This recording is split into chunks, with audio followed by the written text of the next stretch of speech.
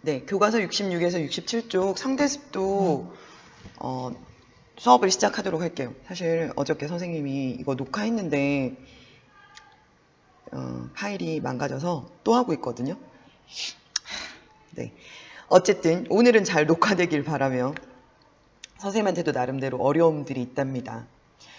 자, 상대습도는 이제 우리가 여름에 이제 습도란 말 되게 많이 쓰잖아요. 오늘 되게 습도가 높아서 불쾌해 이런 말 할 때 쓰죠. 그리고 비슷하게 우리가 온도라는 말도 씁니다. 그래서 습도나 온도나 이런 것은 어떤 것에 이제 정도를 나타내는 거죠. 그러니까 이거는 습하고 건조한 정도, 이거는 따뜻한 정도, 이렇게 생각하면 되겠죠. 그래서 습도는 일단 습하고 건조한 정도를 어떤 숫자로 나타내어서 수로 나타내 수치화해가지고 우리가 어떻게든 간단하게 조금 습한 것 같아요, 조금 건조한 것 같아요, 이렇게 말하는 걸로는 의사소통이 잘 되지 않을 수 있기 때문에 이걸 수치화하는 겁니다. 그래서 이번 시간에 어떻게 수치화하는지 한번 보도록 할게요. 핵심 개념은 상대습도, 학습 목표는 여러분이 포화 수증기량과 현재 수증기량을 이용해서 습도라는 개념을 수치화해서 나타낼 수 있으며 상대습도에 어떤 게 영향을 주는지 알아보는 겁니다. 자, 장마철이네요. 비가 계속 와서 빨래가 너무 안 마른다. 자, 장마철에 왜 빨래가 잘 안 말라요? 그것 말이야 하셨는데 이렇게 해서 건조기를 사려고 하죠. 예, 근데 선생님도 주말에 빨래를 했는데 선생님 집에 조그만 마당이 있거든요. 이불 빨래를 했는데 어저께 잘 때 그렇더라고요. 햇빛에 바짝 말린 거 있죠. 바람도 좀 많이 불었었잖아요. 살랑살랑 바람이 불고 햇빛에 바짝 자외선이 좀 적당히 들어가게 그렇게 마르면 되게 상쾌해지죠. 냄새가 좋아져요. 근데 장마철에는 잘 안 그렇게 되죠. 그러면 아주 맑은 날씨와 또 바람도 불어주고 맑은 날씨와 이렇게 집안에서 말리는 것과는 차이가 큰데요. 마른다는 거는 일단 수증기하고 관련된 거죠. 물과 수증기랑 관련된 거기 때문에 얘네들이 어떤 작용으로 그렇게 되는지는 우리가 직관적으로는 알고 있으나 이게 왜 그런지를 우리가 입 밖으로 내어서 설명할 수 있어요. 우리가 진짜 안다고 할 수 있는 거거든요.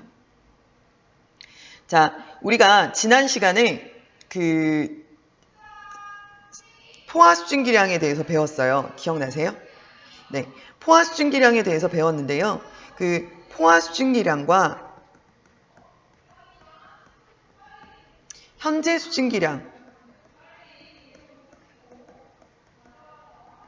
이거 두 개를 가지고서 건조한지 습한지에 대해서 이야기할 겁니다. 근데 이제 포화 수증기량은 이렇게 생각하시면 돼요. 여러분이 밥을 나는 3그릇 먹을 수 있는 사람이야. 뭐 짜장면이라고 할까요? 짜장면 3그릇을 먹으면 나는 풀이야. 그러면 3그릇의 이제 위가 있는 거죠. 근데 내가 현재 몇 그릇을 먹었냐면 한 그릇을 먹었어요. 한 그릇을 먹었으면요. 여러분은 몇 퍼센트 정도 배가 부르다고 얘기할 수 있겠어요? 한 33% 정도 배가 부르다 이렇게 얘기할 수 있겠죠. 이런 것처럼 습도도 그렇게 나타내는 거예요. 자, 이 공기가 포화되는 데 쓰이는 수증기량, 그러니까 이 전체 공기를 포화시키려면 수증기량이 만약에 25g이 필요해요. 그런데 지금 현재 이 공기 속에 들어있는 게 20g이에요.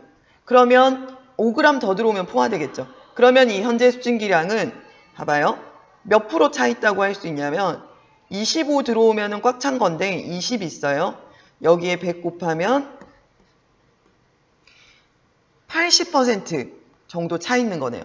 이런 식으로 나타내는 게 사실 습도거든요. 그래서 설명은 사실 끝났어요. 자, 뒤에 찬찬히 살펴보면서 필기를 한번 해보도록 할게요. 장마철에 빨래가 잘 마르지 않는 까닭은 뭐냐면요.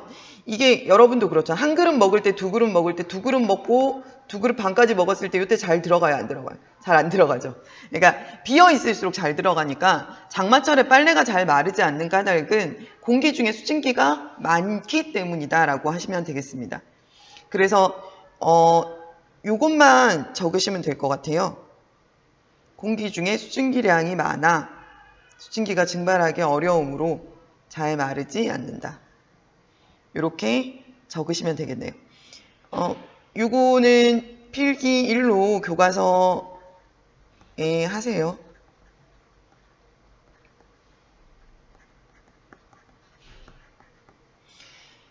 자, 그 다음에 넘어갈게요. 자, 내용 정리에 습도라는 말이 있는데 이거는 이제 공기의 습하고 건조한 정도이다. 그러면 상대 습도라는 것은 무엇이냐 해가지고 이거 교과서에 이미 나와 있죠. 자, 교과서에 나와 있는데 요거를 선생님이 좀 다른 방식으로 설명을 해볼게요. 그러면 여러분은 이게 필기 2가 되겠죠. 포화수증기량 곡선이 이렇게 있어요. 그리고 지난 시간에 선생님이 실수했던 거 기억나세요? 이게 온도가 25도씨일 때 포화수증기량은 20g이었죠. 이 정도였다고 칠게요. 그러면 네. 자, 어떤 공기 A라는 공기가 있죠. 근데 이 공기는 옆으로 쭉 갔더니만 수증기량이 10g 있어요. 자, 이런 공기가 있을 때 이 공기들을 비교해 보고 싶은 거예요. 어떻게 비교하냐면요. B라는 공기가 있고요. 이 점에 있어요. 그 다음에 여기 C라는 공기가 있습니다. 이 C라는 공기는 5g의 수증기량을 가지고 있죠. 그러면 얘네들의 습도를 다 계산해 볼게요. 여러분은 이거 그림을 그리셔야 돼요. 1번 선생님 습도 계산할게요. 1 A, B, C 공기의 상대 습도 계산하기.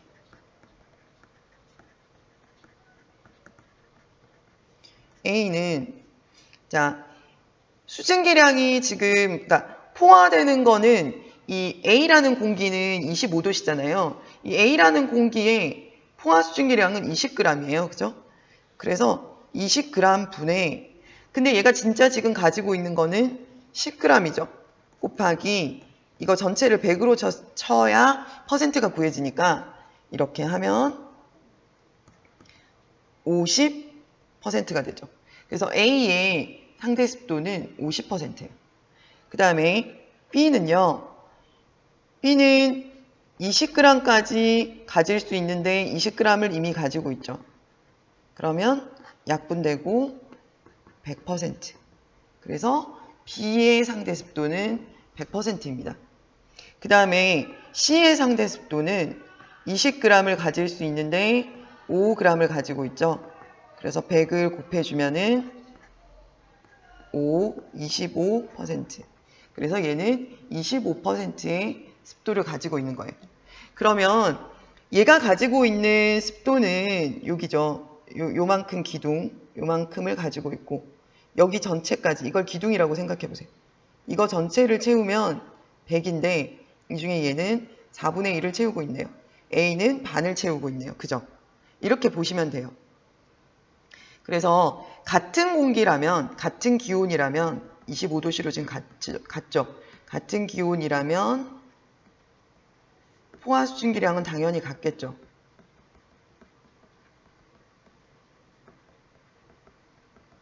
그 다음에 3번 같은 기온이라면 수증기량이 적을수록 현재 수증기량 그러니까 가지고 있는 적을수록 건조하다. 즉 습도가 낮다. 이렇게 정리할 수 있겠습니다. 그죠? 그래서 상대 습도는 이 정도 내용으로 알고 가시면 되고요. 이게 필기 2번이었습니다. 그림 그리시고요. ABC 공기 상대 습도 계산하시고 포화 수증기량도 계산하십시오. 그러니까 요거 적으십시오. 2번, 3번. 자, 상대 습도는 하루 동안 어떻게 달라질까? 상대 습도가 하루 동안 어떻게 달라지는지 이제 무슨 얘기냐면요. 오늘 아침에도 저도 느꼈는데 아침에 일어나면 약간 축축한 느낌이 들 때가 있죠. 안개 낀 때도 있고요. 그죠? 안개가 꼈다는 거는 습도가 높다는 거죠. 목욕탕 들어간 것처럼. 그런데 낮에 그렇게 요새 같은 봄에는 낮에 이렇게 습도가 높다고 느끼기는 비 오는 날 아니면 쉽지 않죠. 그래서 하루 동안에도 여기서는 하루 동안에도 습도가 변한다는 걸 이야기하고 싶은 거예요. 자, 날씨랑 관련된 중요한 지점이니까 우리 일상생활에서 중요한 거니까 알아보도록 하겠습니다. 자, 요거는 뭐 넘어가시고요. 자, 예를 들어서 맑은 날이에요. 맑은 날 하루 동안 기온과 습도가 어떻게 변하는지 설명해 보자 그랬죠. 네, 기온은 자, 이게 새벽 6시니까 아침 6시. 아침 6시에는 기온이 제일 낮고 그 다음에 한 낮 2시, 3시 낮 2시에서 뭐 4시 정도까지 이때까지가 굉장히 덥죠. 자, 이거를 필기 3번으로 적을게요. 자, 기온은 하루 동안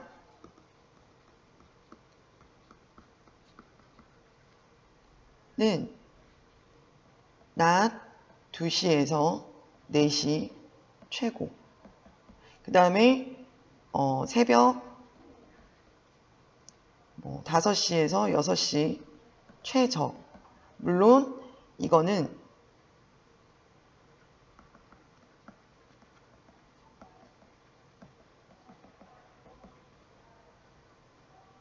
맑은 날을 얘기하는 거예요.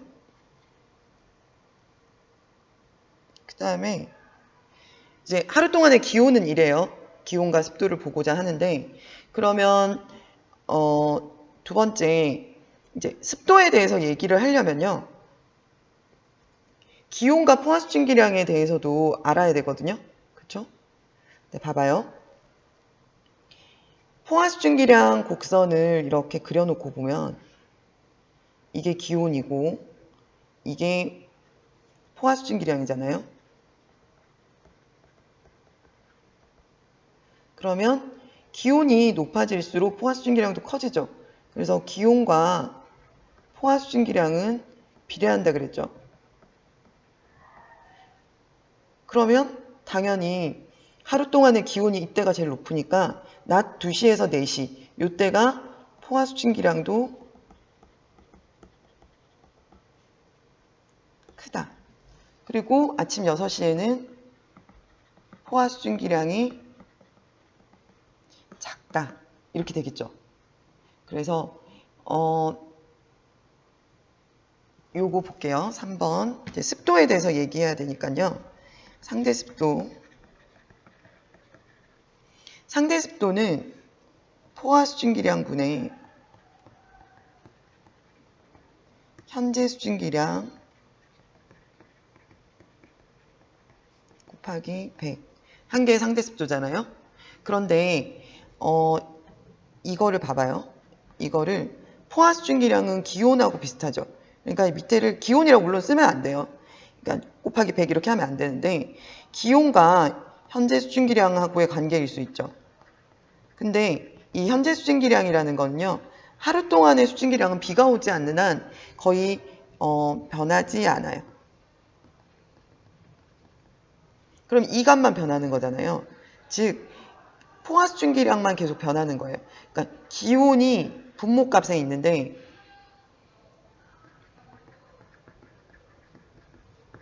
커지거나 작아짐. 즉 포화수증기량이 봐봐요. 현재 수증기량이 그대로인 상태에서 포화수증기량이 커지면요. 이 전체 값은 어떻게 될까요?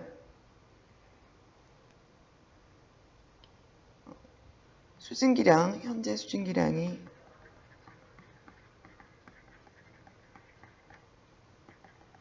변함없는 상태에서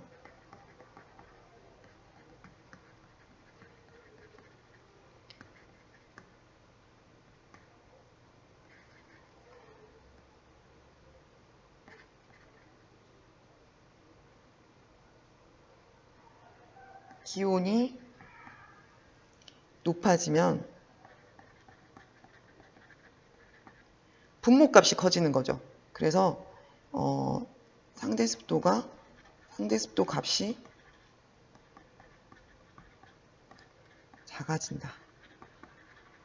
그러니까 현재 수증기량은 변함이 없는데 그 상태에서 기온이 올라가면은 이 분모값이 커지는 거예요. 그래서 포화 수증기량이 커졌기 때문에 이때 상대 습도는 최저가 되고요. 그 다음에 포화 수증기량이 작아졌기 때문에 상대 습도는 최고가 되는 거예요. 그래서 4번 갈게요. 맑은 날 한낮에는 습도가 낮아서 빨래가 잘 마르겠죠. 그 다음에 맑은 날 새벽에는 이슬이나 안개가 생겨요. 여기까지가 이제 필기 3번이 되는 거예요. 이거를 옆에 이 해보기 옆에 붙여두시면 될 것 같아요. 그래서 아침 6시에는 습도가 높고 그 다음에 낮에는 습도가 쭉 내려가는 거예요. 그래서 이때 빨래가 잘 마르고 밤에는 널어봤자 빨래 안 마르고 이슬 맺히고 이렇게 되는 겁니다. 자, 맑은 날 하루 동안 기온과 습도의 변화는 어떤 관계가 있느냐? 그래서 기온이 높아지면 습도는 낮아진다. 자, 요거 적으시고요. 필기라고 해야 되나? 맑은 날을 필기 4로 할게요. 이거는 따로 적으세요. 맑은 날을 강조한 이유. 맑은 날을 강조한 이유는요. 일단 구름이 있으면 태양 복사가 잘 안 들어오고 밤에 지구 복사가 잘 방출되지 않아서 기온차가 크지 않다. 그래서 습도차도 크지 않다. 흐린 날 아침에 이슬 잘 안 맺혀요. 그리고 비가 오는 날은 현재 수증기량 자체가 변하겠죠.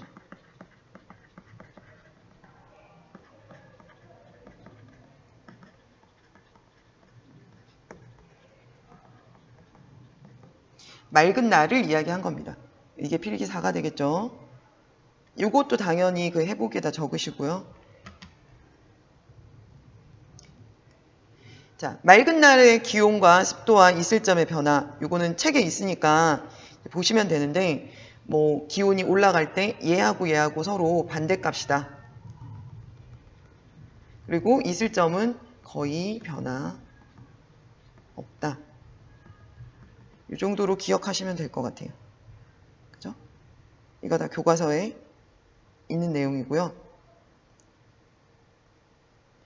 자, 스스로 확인하기 갈게요. 현재 기온에서의 포화 수증기량에 대한 이라고 했으니까 이거를 밑에다 적고 그 다음에 현재 수증기량 100분율이니까 100 한 거니까 얘가 상대습도죠. 답은 상대습도. 그 다음에 기온이 높아지면 상대습도는 낮아지겠죠. 이게 분모값이니까 기온이 낮아지면 상대습도는 높아진다. 자, 습도가 높은 날이 지속되면 곰팡이가 쉽게 생기겠죠. 곰팡이 번식을 막기 위해서는 일단 뭐 제습기를 쓸 수도 있고요. 환기를 잘 시킬 수도 있고요. 환기는 그쵸. 그리고 온도를 높여줄 수도 있겠죠. 보일러를 좀 트는 거예요. 더워도. 그럼 포화 수증기량이 높아지니까 습도가 낮아지겠죠. 그 다음에 식물을 키우는 것도 방법이 돼요. 왜냐하면 식물은 공기 중에 있는 수증기를 받아들여서 광합성을 하거든요. 오늘은 이제 여기까지 하면은 끝났는데 녹화가 잘 됐는지 선생님은 그거 제일 두렵네요. 아무튼 수고하셨습니다.